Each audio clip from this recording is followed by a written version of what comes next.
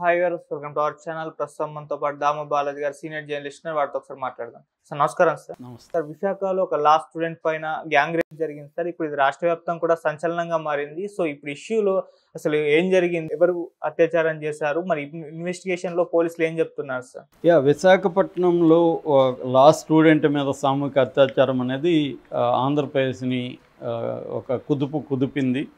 యాక్చువల్గా ఏంటంటే అది పెద్ద స్థాయి ఒక అత్యాచార సంఘటన, ఒక దారుణమైందని కూడా చెప్పచ్చు. సో దాని పూర్వాపరాలు ఏందని మనం చూస్తే, విశాఖలో ఎన్విపి లా కాలేజీలో థర్డ్ ఇయర్ ఒక అమ్మాయి చదువుతుంది. అమ్మాయి బాధితురాలు, తర్వాత మైనర్ కాబట్టి అమ్మాయి ఏజ్ చెప్పొద్దని చెప్తున్నారు కాబట్టి మనం పేరు చెప్పట్లేదు. అతని పేరు వంశీ. సో వంశీ, ఈ అమ్మాయి ఇద్దరు ప్రేమించుకున్నారు. తర్వాత వంశీ పెళ్లి చేసుకుంటానని చెప్పి ఆగస్టు 10వ తేదీన కంబాలకొండకు తీసుకెళ్ళాడు. అక్కడ ఆ అమ్మాయిని బలవంతంగా లైంగికంగా కలిశాడు.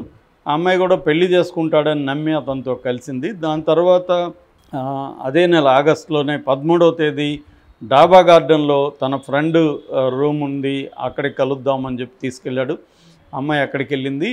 అక్కడ తను లైంగికంగా కలవడమే కాకుండా వాళ్ళ ఫ్రెండ్స్ ఆనంద్, జగదీష్ కూడా వచ్చారు. వాళ్ళతో కూడా తను కలవమని చెప్తే అమ్మాయి వ్యతిరేకించింది. కానీ బలవంతంగా వాళ్ళు ఆ అమ్మాయితో కలిసి దాన్ని వీడియో తీశారు. తీస్తుంటే ఇంకొకరు వీడియో తీశారు.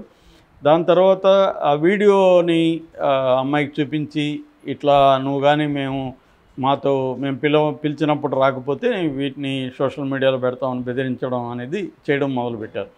అలాగే 2-3 సార్లు అలా చేశారని చెప్తున్నారు. దాని తర్వాత అమ్మాయి ఈ టార్చర్ని భరించలేక, ఇంట్లో చెప్పలేక మొన్న 18వ తేదీ ఊరేసుకొని చనిపోవడానికి సిద్ధమైంది ఇంట్లో. సో అది చూసిన ఇంట్లో వాళ్ళు అమ్మాయిని కాపాడి అసలు ఏం జరిగింది, ఎందుకు నువ్వు ఊరేసుకుంటున్నావు అని వాళ్ళు గట్టిగా నిలదీయడంతో అమ్మాయి ఈ విషయాలని చెప్పింది. దాంతో వాళ్ళు ఇమ్మీడియట్గా పోలీస్ స్టేషన్కి వెళ్ళి two town police station, Visakha 2 town police స్టేషన్కి వెళ్ళి పోలీసులకు విషయం చెప్పారు. పోలీసులు ఈ వంశీని వాళ్ళని అదుపులోకి తీసుకొని విచారిస్తున్నారు.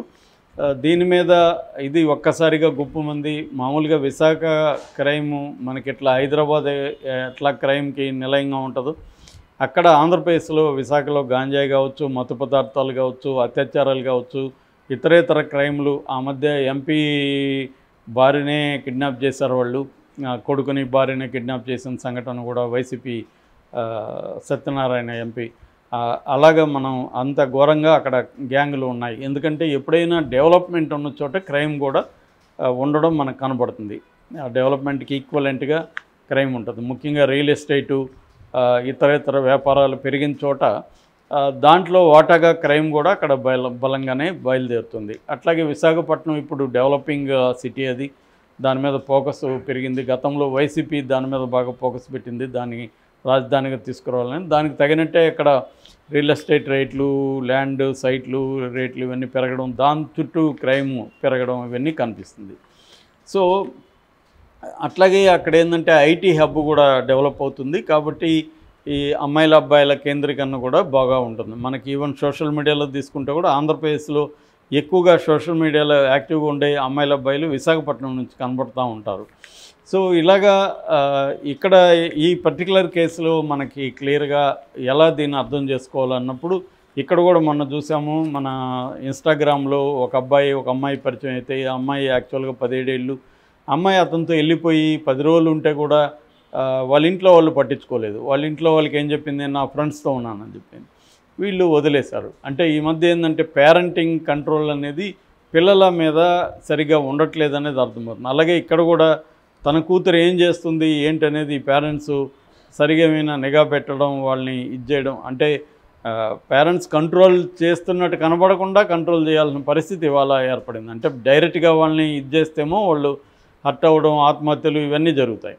అట్లని వదిలేస్తేమో ఇలాగా వాళ్ళ లైఫ్స్ని వాళ్ళు ఎలా డీల్ చేయాలో తెలియకుండా, ఇప్పుడు ఇక్కడ మనం చూసిన 17 ఏళ్ళ అమ్మాయికి వాడితో పోయి 10 రోజులు కలిసి ఉండడం, వాడు ఎవడో తెలీదు, ఇన్స్టాలో పరిచయం అయ్యాడు, వాడితో పోయి 10 రోజులు ఉండడం అంటే ఆ అమ్మాయిని ఎలా అర్థం చేసుకోవాలి, వాళ్ళ పేరెంట్స్ వదిలేస్తే వాళ్ళని ఎలా అర్థం చేసుకోవాలి. చివరికి ఆ అమ్మాయిని దారుణంగా వాడు చంపేశాడు. ఇప్పుడు ఒక వ్యక్తితో స్నేహం చేసి ఆ వ్యక్తితో కలిసి మనం జీవించాలంటే కొంతకాలమైన ఆ వ్యక్తిని స్టడీ చేయాలి, వాడి బ్యాక్గ్రౌండ్ ఏంటి, వాడి మైండ్ సెట్ ఏంటి, ఇవేవి లేకుండా వెళ్ళిపోతున్నారు. ఇది ఒక అడ్వెంచరస్గా ఉంటుంది, బాగానే ఉంటుంది, కానీ అది దాని ఫలితం చాలా దారుణంగా ఉంటుంది. ఈ అమ్మాయి కూడా ఇక్కడ మనకు అర్థమయ్యేది ఏంటి, ఈ అమ్మాయి లా స్టూడెంట్, 3వ సంవత్సరం చదువుతుంది. అప్పుడే ఎందుకు పెళ్ళిళ్ళు వ్యవహారాలు, కంప్లీట్ చేయొచ్చు కదా, చదువు మీద ఫోకస్ చేయొచ్చు కదా. కానీ అవి చేయట్లేదు, ఎందుకంటే సోషల్ మీడియా వచ్చేసింది, అబ్బాయిలు పరిచయం అయిపోతున్నారు, వాళ్ళు డబ్బులు ఖర్చు పెడతారు, వీళ్ళకి గిఫ్ట్లు కొనిస్తారు, మంచి హోటల్లో భోజనాలు పెట్టిస్తారు, తిప్పుతారు. దాంతో వీళ్ళకి ఒక అడ్వెంచరస్గా ఉంటుంది, కాంపిటీషన్ ఉంటుంది. మరి హాస్టల్లో ఉండే అమ్మాయిలు అయితే ఆ అమ్మాయికి బాయ్ ఫ్రెండ్ ఉండడం, నాకు లేడని ఈ అమ్మాయి ఏడవడం అనేది చాలాసార్లు చూస్తున్నాం. వాళ్ళ బాయ్ ఫ్రెండ్ ఉన్న కులుకోవడం, పైగా వాడి కారు ఉన్న బాయ్ ఫ్రెండ్ ఉన్న, నాకు మోటార్ బైక్ ఉన్న బాయ్ ఫ్రెండ్, కంపారిజన్. ఎందుకంటే వాడు కారు ఉంటే వాడు మంచి హోటల్కి తీసుకెళ్తాడు, మంచిగా ఖర్చు పెట్టిస్తాడు, ఐస్ క్రీములు, ఫుడ్డు, సినిమా, ఈ రకమైన లైఫ్కి అలవాటు అయిపోయిన అమ్మాయిలు కూడా ఏం చేస్తున్నారు, దీనివల్ల వచ్చే రిపర్కషన్స్ ఆలోచించకుండా ఇటువంటి అబ్బాయిల ఎరలో పడుతున్నారు. వీళ్ళ అబ్బాయిలు కూడా నా దగ్గరకు వచ్చిందంటే ఇంకొకటి దగ్గరకు కూడా వెళ్తుంది కదా అన్న తక్కువ భావం ఆ అమ్మాయి మీదకి వచ్చేస్తుంది. సో వీడు కూడా అదే పద్ధతిలో నా దగ్గర ఉందంటే ఇంకొకటి దగ్గర ఏముంటుంది అన్న పద్ధతిలో వీడు దిగాడు. కానీ ఈ అమ్మాయికి తనంటే ఇష్టం ఉంది, తనంటే పెళ్లి చేసుకుంటాడని ముందుగా కలిసింది. వాళ్ళ పెళ్లి తర్వాత కలుద్దాం అనేది ఎవరికి లేదు, అందరికి కూడా అమ్మాయిలకైనా అబ్బాయిలకైనా ఇంతకుముందు ఉండే అభిప్రాయాలు లేవు. ఇంతకుముందు ఏంటంటే మన సినిమాల్లో కూడా చూపించేవాళ్ళుగా చేస్తే అన్ని పెళ్లి తర్వాత అనే డైలాగులు ఉండేది. ఇవాళ ఆ డైలాగులు చెప్తే కామెడీ అయిపోతుంది సినిమా, అందరూ నవ్వుతారు థియేటర్లో ఎవరైనా పెళ్లి తర్వాతే అని ఒక అమ్మాయి అంటే. ఎందుకంటే సమాజం అలా లేదు, సినిమా అనేది సమాజాన్ని రిఫ్లెక్ట్ చేయాలి. కాబట్టి అమ్మాయిల్లో కూడా మార్పు రావాల్సి ఉంది. ఎవడ అబ్బాయి పిలిస్తే వాళ్ళు వెళ్ళిపోవడం, ఎందుకంటే లైంగిక నేరాలు, లైంగికత చుట్టూ జరిగే నేరాలు విపరీతంగా పెరిగినాయన్నమాట ఈ మధ్యకాలంలో. ఎందుకంటే మల్టిపుల్ రిలేషన్స్ వచ్చాయి. ఇక్కడ కూడా ఇన్స్టాలో ఆ అమ్మాయిని చంపేయడానికి ఒక కారణం ఏంటంటే ఈ అమ్మాయి వేరే వాళ్ళతో తెగ మాట్లాడుతుంది, అది వాడికి జలసీ వచ్చింది. ఈ అమ్మాయి నాతో వచ్చి నన్ను పెళ్లి చేసుకున్నారు కూడా, వాళ్ళు ఏదో పెళ్లి చేసుకొని వేరే వాళ్ళతో మాట్లాడుతుంది అనేది కూడా ఒక కారణం. అట్లాగే నన్ను బయట అందరికీ తెలిసే విధంగా పెళ్లి చేసుకోమని ప్రెజర్ చేస్తుంది అనేది రెండో కారణం. ఇక్కడేంటి, ఈ అమ్మాయి తనతో వచ్చేసింది, తను పిలుస్తూ వచ్చింది, తనతో గడిపింది, తన ఫ్రెండ్స్తో గడిపితే తప్పేముంది అనేది ఇవాళ ఏంటంటే ఇటువంటి కల్చర్ కూడా బాగా పెరిగింది. అంటే గ్రూప్ థెరపీ అంటారు వీటిని, ఇవి కూడా బాగా పెరుగుతుంది. అంటే 2-3 కలిసి కలవడం, తప్పేముంది అనుకోవడం, డ్రగ్స్ వాడడం, లిక్కర్ వాడడం. సో దీనివల్ల ఏమైందంటే ఇదొక కల్చర్ అనేది మనకి తెలియకుండా, చాలామందికి తెలియదు అసలు ఇటువంటి ఒక కల్చరు ఏ స్థాయిలో ఉందనేది తెలియదు. అంటే ఒక పబ్బు లేదా 20-30 మంది కలిసి ఒక పార్టీ చేసుకోవడం, ఈ పార్టీలో అమ్మాయిల్ని పిలవడం, డ్రగ్స్ని పెట్టడం, ఇందులో ఎవడన్నా కొత్తగా జాయిన్ అవుతుంటే వాడి మీద బిల్లు వేయడం, ఎందుకంటే వాడికి అమ్మాయిల పరిచయం ఇవన్నీ జరుగుతాయి కదా, కాబట్టి వాడు 20,000 30,000 వాడు ఖర్చు పెట్టడానికి రెడీగా ఉంటున్నాడు.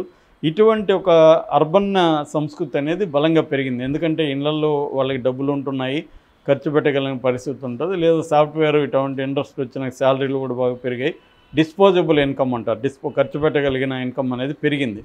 దాంతో అందుకనే డ్రగ్స్ నువ్వు ఎంత చేస్తున్నా హైదరాబాద్లో కానీ లేకపోతే వైజాగ్ లాంటి చోట్ల కట్ చేయలేకపోతున్నారంటే దీని చుట్టూ ఈ స్థాయి కల్చర్ ఉందన్నమాట. అంతా వాళ్ళ పిల్లలే ఎక్కువ ఉంటారు, రాజకీయ నాయకులు, వ్యాపారస్తులు, పోలీసు పిల్లలు వీళ్ళే ఉంటారు. కాబట్టి వాళ్ళని కాపాడడానికి వీళ్ళేదో ఎవరినో ఒకరిని బకరాన్ చేసి వాడి మీద కేసులు పెట్టి మిగతా వాళ్ళని వదిలేస్తూ ఉంటారు. సో ఇటువంటి కల్చర్ అనేది పెరిగింది. అంటే మనకి ఆర్థిక సంస్కరణ తర్వాత 90sలో వచ్చిన తర్వాత ఓవరాల్గా వెల్త్ అనేది పెరిగింది. అనీవన్గా వెల్త్ డిస్ట్రిబ్యూషన్ ఉంది, కానీ ఓవరాల్గా పెరిగింది. డిస్పోజబుల్ ఇన్కమ్ ఉన్న ఒక అప్పర్ మిడిల్ క్లాస్ అనేది బలంగా పెరిగింది. సో దీనివల్ల ఇటువంటి క్రైమ్స్ కూడా పెరిగాయి. ఇటువంటి సంఘటనల నుంచి అమ్మాయిలు కూడా నేర్చుకోవాల్సిన అవసరం ఉంది. ఎవరితంటే వాళ్ళతో వెళ్ళిపోవడం, ఎవరితంటే వాళ్ళతో స్పెండ్ చేసేయడం, వాళ్ళని నమ్మి ఉండిపోవడం అనేది గుడ్డిగా చేస్తే ఇటువంటి సైడ్ ఎఫెక్ట్లు ఉంటాయి. జాగ్రత్తగా ఉండాల్సిన అవసరం అమ్మాయిలకు ఉంది. పేరెంట్స్ కూడా వాళ్ళని పరోక్షంగా అయినా వాళ్ళ మీద నిఘా పెట్టి వాళ్ళు ఏం చేస్తున్నారు, ఎవరితో తిరుగుతున్నారు, ఇవన్నీ వాళ్ళు కనిపెట్టి